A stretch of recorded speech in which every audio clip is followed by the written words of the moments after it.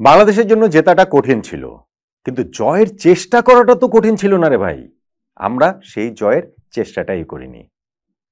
বাংলাদেশের জন্য না জেতাটা এমন কোনো ক্রিকেটীয় অপরাধ না, কিন্তু যদি আমরা সেই ইন্টেন্টই দেখাতে না পারি, আমাদের সেই অ্যাপ্রোচই দেখাতে না পারি, যদি আমরা জয়ের এই ন্যূনতম চেষ্টাটুকু না করতে পারি আমাদের এই অ্যাপ্রোচের মাধ্যমে, তাহলে সেটা অপরাধ, অবশ্যই ক্রিকেটীয় অপরাধ। ব্যক্তিগত মাইলস্টোনের অবশ্যই গুরুত্ব রয়েছে ক্রিকেটে, কেননা এই ব্যক্তিগত অর্জনগুলো গিয়েই টিমে যোগ হয়। কিন্তু যদি এরকম মনে হয় যে টিম ছাপিয়ে ব্যক্তিগত অর্জনটাই এইখানটাতে মুখ্য, তাহলে তো প্রবলেম, সিরিয়াস প্রবলেম। এবং এই যে যতগুলো কথা বললাম, শ্রীলঙ্কার বিপক্ষে গল টেস্ট যে বাংলাদেশ ড্র করেছে, আমরা আপার হ্যান্ডে থেকে ড্র করেছি, ড্র করলেও আমরা আসলে বেটার দল হিসেবে শেষ করেছি, এবং সেইখানে আমাদের অনেকগুলো ভালো ইন্ডিভিজুয়াল পারফরমেন্স রয়েছে। তারপরও গিয়ে আলোচনাগুলো করতেই হচ্ছে, এবং সেইখানটাতে প্রত্যেকটা জায়গায় ক্যাপ্টেন নাজমুল হোসেন শান্তর নাম আসবে এবং আমাদের অভিজ্ঞতম ক্রিকেটার মুশফিকুর রহিমের নাম আসবে, যিনি 20 বছর আগে টেস্ট ক্রিকেটে ডেবুটার হয়েছে, এবং 20 বছর পরে গিয়েও যদি বাংলাদেশ টিমের অ্যাপ্রোচটা ওই রকম রক্ষণাত্মকই থাকে, ওই রকম নেতিবাচকই থাকে, ওই রকম জেতার চেষ্টা করার চেয়ে না হারার চেষ্টা করাটাই মুখ্য হয়ে থাকে, তাহলে তো আসলে দেশের ক্রিকেট কতটা এগুলো। দেখুন, এমনিতেই যদি আপনি চিন্তা করে দেখেন যে শ্রীলঙ্কায় গিয়ে শ্রীলঙ্কার বিপক্ষে ড্র করাটা এটা গুড রেজাল্ট, কিন্তু যখন আপনি হিসাব করবেন যে এইরকম একটা সুযোগ আমরা পেয়ে গিয়েছিলাম, তাহলে কি এটা অপরচুনিটি লস্ট হিসেবে আপনি দেখবেন না? আপনি যখন নাজমুল হোসেন শান্তর হিসাবটা দেখবেন যে এইটাখানে তার ফ্যান্টাস্টিক একটা কামব্যাক হয়েছে, তার আগের 20টা টেস্ট ইনিংসে শান্তর মাত্র 2টা 50+ করছিল, কোনো সেঞ্চুরি ছিল না, সেইখানে শান্ত এই টেস্টটাতে 2 ইনিংসেই সেঞ্চুরি করেছেন। এটা তো তার জন্য দারুণ অর্জন, দারুণ একটা কামব্যাক, এবং সেইটা করার মাধ্যমে কত কত রেকর্ড শান্ত এইখানটাতে করেছেন। তিনি বাংলাদেশের প্রথম ক্রিকেটার হিসাবে একাধিক টেস্টের জোড়া সেঞ্চুরির রেকর্ডটা তার হয়ে গেল, যেটা মমিনুল হকের ছিল 2018 সালে একটা টেস্টেই তিনি করেছিলেন শ্রীলঙ্কার বিপক্ষে। শান্তরও ছিল আফগানিস্তানের বিপক্ষে, এখন শান্তর এখানে শ্রীলঙ্কার বিপক্ষে আরো একটা যোগ হলো। ক্রিকেট ইতিহাসেই মাত্র শান্তর আগে 13 জন ক্রিকেটারের এইরকম 2 বা তার চেয়ে বেশি টেস্টে এই ডাবল ইনিংস এই সেঞ্চুরি সেই রেকর্ডটা রয়েছে। আর 3টা করে আছে, এটা সুনীল গাভাস্কারের, রিকি পন্টিং এর এবং ডেভিড ওয়ার্নারের। আর হচ্ছে গিয়ে শান্ত ক্যাপ্টেন হিসাবে এইটা করেছেন শ্রীলঙ্কার মাটিতে, প্রতিপক্ষের কোনো ক্যাপ্টেন হিসেবে এটা ফার্স্ট। সো এই অনেকগুলো অর্জন আসলে হয়েছে, এবং শান্তর এই ইনিংসটাকে যে কামব্যাকটা 2 ইনিংসে, প্রথম ইনিংসেও তার যে সেলিব্রেশনটা ছিল, সেকেন্ড ইনিংসেও তার একই রকমই সেলিব্রেশন হয়েছে।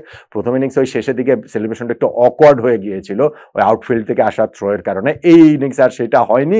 সেই যে শূন্যে মুষ্টি ছুঁড়ে হেলমেট খুলে ব্যাট ট্যাট নিয়ে তার একটা খুব ভালো সেলিব্রেশন হয়েছে, কিন্তু এটা কি একই সঙ্গে কিছুটা বিব্রত করো না? মুশফিকুর রহিমের কথা বলছিলাম, মুশফিকুর রহিম 49 রান করেছেন। সেই 49 রান করার পর তিনি যেভাবে রান আউটটা হয়েছেন, সেইখানটাতে আরো বেশি করে বোঝা গিয়েছে যে তিনি ওই মাইলস্টোনের জন্যই খেলছেন। বৃষ্টি চলে আসছে, ফলে 50টাও তার জন্য একটা বিরাট বড় মাইলস্টোন। 20 বছর ইন্টারন্যাশনাল ক্রিকেট, টেস্ট ক্রিকেট খেলার পর ওই একটা 50-র জন্য তাড়াহুড়ো করে রান নিতে গিয়ে তিনি রান আউট হয়ে গিয়েছেন। কোনো সমস্যার জন্য আমাকে জাস্ট শুধু একটা প্রশ্নের উত্তর দেন, যদি ওই সময় বৃষ্টি না আসতো, মানে আকাশ ওই রকম অন্ধকার হয়ে যাচ্ছিল, এরকম অবস্থা যদি না থাকতো, মুশফিক কি ওই 1 রানের জন্য তাড়াহুড়োটা করতেন? আমি নিশ্চিত মুশফিক সেটা করতেন না। এই জায়গাটাতে মেন্টালিটি বোঝা যায়, এই জায়গাটাতেই অ্যাপ্রোচটা বোঝা যায়।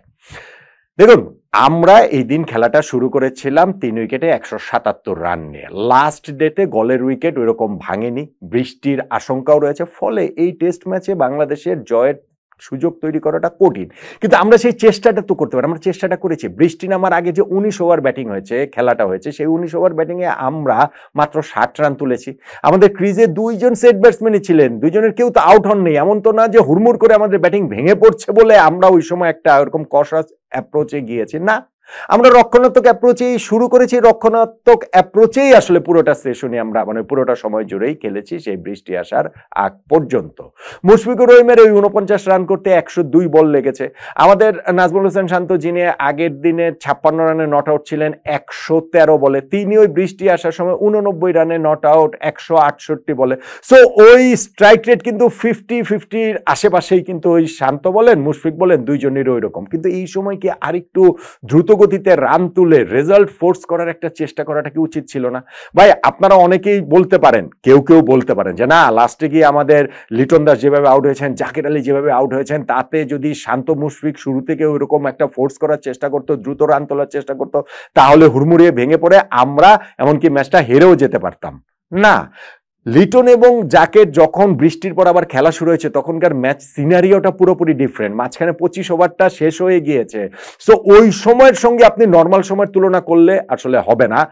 আমি মানে শান্ত আর লিটনের ব্যাটিং এর ওই সময়ের তুলনা করাটাই আসলে পুরোপুরি অযৌক্তিক বলেই আমার কাছে মনে হয়। কলাপস তো হতেই পারতো, কিন্তু আমার কাছে এটা অযৌক্তিক মনে হয়। ভাই দিনের শুরুতে আপনি না হয় ঠিক আছে 5 ওভার আপনি কষাস থাকেন, আপনি শুরুর 5-7 ওভার দেখে খেলেন, তারপর তো আপনি এটা রান রেটটা বাড়ানোর চেষ্টা করবেন। আপনি যখন জানেন বৃষ্টির পূর্বাভাস রয়েছে তখন তো সেই চেষ্টাটা করবেন। এবং আরো যেটা আমার কাছে যে মানে আপত্তিকর লেগেছে, বা যেখানটা আসলে বোঝা যায়, আমি মুশফিকের কথাটা বলছিলাম না, যে তিনি যেরকম 50 করার জন্য যেভাবে রান নেওয়ার অ্যাপ্রোচ করেছেন, বৃষ্টি যদি ওই সময় আসতে না থাকতো তিনি এটা করতেন না, এটা আমার কাছে মনে হয়, এবং আমি নিশ্চিত যে এটা আমার সঙ্গে আপনারা প্রায় সবাই একমত হবেন। আবার সেঞ্চুরি করার পর ক্যাপ্টেন শান্ত ওই সময় পরে 7 বলের মধ্যে 3টা ছক্কা তিনি মারলেন। সো এই অ্যাপ্রোচটা আগে কেন দেখাতে পারলেন না? ব্যক্তিগত মাইলফলকটা গুরুত্বপূর্ণ ডেফিনেটলি, কিন্তু সেটা এত গুরুত্বপূর্ণ টিমের চেয়ে আগে সেই জিনিসটা আসবে। আপনি দেখেন যে আমরা শ্রীলঙ্কাকে আরো একটা জায়গায় আমি আসলে বলতে চাই, বৃষ্টির কারণে যখন পুরোপুরি একটা বিরাট অংশ খেলার লাস্ট ডেতে চলে গেল, খেলা যখন আবার রিস্টার্ট হয়েছে 50 ওভারের মতো খেলা হবে, আমরা তখন অলরেডি 247 রানের লিডে রয়েছে। 50 ওভারে যদি শ্রীলঙ্কাকে ওই 248 রানের টার্গেট আমরা দিই, শ্রীলঙ্কার ওভার প্রতি 5 রান করে নিতে হবে। শ্রীলঙ্কা ওই টার্গেটের পেছনে ছুটতেও পারে, নাও ছুটতে পারে। যদি ছুটতে পারে তাহলে সেই টার্গেট তারা অ্যাচিভ করতেও পারে, কিন্তু একই সঙ্গে বাংলাদেশের জয়েরও তো চান্সটা তৈরি হয়। 50 ওভারে 250 রান করা, এইটা ওয়ানডে ক্রিকেট না, এটা টেস্ট ম্যাচ, এবং টেস্ট ম্যাচের লাস্ট ডে। সো সেই জায়গাটাতে শ্রীলঙ্কা যদি এই টার্গেটের পেছনে ছোটে, বাংলাদেশের জন্য জয়ের অপরচুনিটিটা ক্রিয়েট হয়ে যেতে পারত, যেইটা আমরা দেখেছি যে শ্রীলঙ্কা এই লাস্ট ডের খেলাটা শেষ করেছে 72 রান 4 উইকেটে, যেটা 5 উইকেটে হতে পারতো। মুশফিক যদি ওই একটা ফ্যান্টাস্টিক তার অ্যাটেম্প ছিল, ওই ক্যাচটা যদি নিতে পারতেন কামিন্দো মেন্ডিসের। সো আপনি দেখেন আমাদের শ্রীলঙ্কার সামনে আমরা টার্গেট দিয়েছি 37 ওভারে তাদেরকে ওইখানে 296 রান করতে হবে, যেটা আসলে অ্যাচিভ করার কোনো চান্সই নেই, যেটার পেছনে শ্রীলঙ্কার মানে হচ্ছে গিয়ে অ্যাপ্রোচ করার কোনো সুযোগই আসলে নেই। আমরা শ্রীলঙ্কার সামনে ওই টোপটাই দিতে পারিনি। যদি বৃষ্টির পরে খেলা যখন শুরু হচ্ছে, তখন ওই নাজমুল হোসেন শান্তর সেঞ্চুরির চেয়ে যদি বাংলাদেশের জন্য জয়টা বড় হয়ে থাকতো, ক্যাপ্টেন শান্ত যদি এই ডিসিশনটা দিতে পারতেন team meeting A, I am sure যে কোচ টোচ অনেকেই তো রয়েছেন, কিন্তু ওইখানটাতে যদি শান্ত বলতেন না ঠিক আছে আমার 2 ইনিংসে সেঞ্চুরি করার দরকার নেই, আমরা জয়ের একটা চেষ্টা করি, যদি আমরা হেরে যাই তাহলে আমরা হেরে যাবো, কোনো অসুবিধা নেই, কিন্তু আমরা আর ব্যাটিং করবো না, অলরেডি আমরা যথেষ্ট রান স্কোরবোর্ডে রয়েছে। 50 ওভারে শ্রীলঙ্কাকে এখন আমরা যদি হচ্ছে 250 রানে দেখি শ্রীলঙ্কা করতে পারে নাকি, আর ওরা যদি এটা করতে যায় তাহলে হচ্ছে আমরা ম্যাচটা জিততে পারি। শান্ত কত বড় ক্যাপ্টেন হিসেবে কত বড় হয়ে উঠতেন আপনি মনে করেন? শান্তর এই জোড়া সেঞ্চুরির চেয়ে এই জিনিসটা কি আমরা বাংলাদেশের ক্রিকেট ইতিহাসে সবসময় মনে রাখতাম না? সবসময় এটা নিয়ে আলোচনা করতাম না?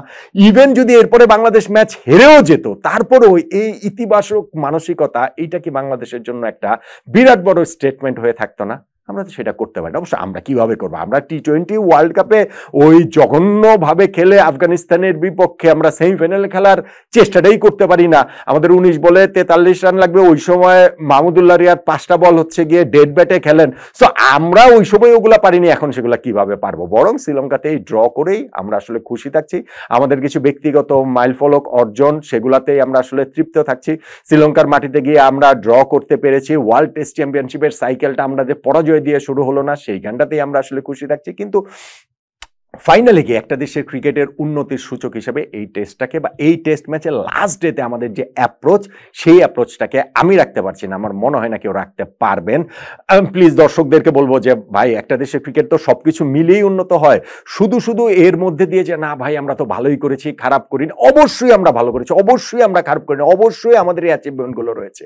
কিন্তু যদি বড় দল হয়ে উঠতে হয়, তাহলে ভাই একটু বড়ভাবে চিন্তা করতে হবে। এই অল্পতে সন্তুষ্ট হতে থাকলে আমরা যেরকম আছি আমাদের ক্রিকেটাররাও সেরকম থাকবেন। সো ক্রিকেটারদের তখন দায় দেওয়ার ক্ষেত্রে নিজেদেরকেও আয়নার সামনে মুশফিকুর রহিমের ভাষা অনুযায়ী সামনে দাঁড় করাতে হবে যে আমরা যদি এতে কন্টেন্ট থাকি, আমরা যদি খুশি থাকি যে না ঠিক আছে ড্র করেছি শ্রীলঙ্কার বিপক্ষে, খারাপ না, দরকার নেই আমাদের জন্য জয়ের অ্যাপ্রোচ করা, তাহলে টিমের মেন্টালিটি আসলে চেঞ্জ হবে না, ভাইস ভার্সা। বা টিমের মেন্টালিটিটা যেরকম যদি চেঞ্জ হতো তাহলে আমাদের মেন্টালিটিটা আসলে চেঞ্জ হতো। আমি যেটা বলেছিলাম যে টি-20 ওয়ার্ল্ড কাপে বাংলাদেশ যদি আফগানিস্তানের বিপক্ষে সেমিফাইনালের অ্যাপ্রোচে খেলে ম্যাচটা হেরে একেবারে বাংলাদেশের ওইরকম ভাবে যদি আমরা জঘন্যভাবে হেরে যেতাম, তারপরেও হচ্ছে গিয়ে বিমানবন্দরে তাদেরকে অ্যাপ্রিসিয়েট করা হতো যখন তারা ফিরতেন। এবং ঠিক তেমনিভাবে এই ম্যাচেও যদি আমরা শ্রীলঙ্কার বিপক্ষে পজিটিভ অ্যাপ্রোচে খেলে ম্যাচটা ইভেন আমরা যদি হেরেও যেতাম, তাহলেও আমাদেরকে বাংলাদেশ টিমকে আসলে এরকম অ্যাপ্রিসিয়েট করা হতো বা করাটা উচিত বলে আমি আসলে মনে করি।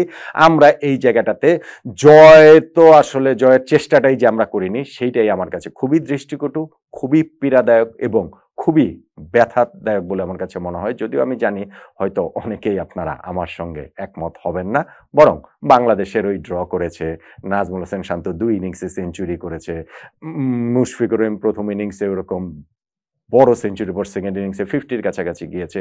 এইসব ছোট ছোট অর্জনগুলো নিয়েই তৃপ্ত থাকবেন, সেটা কি আসলে ঠিক বলেন তো?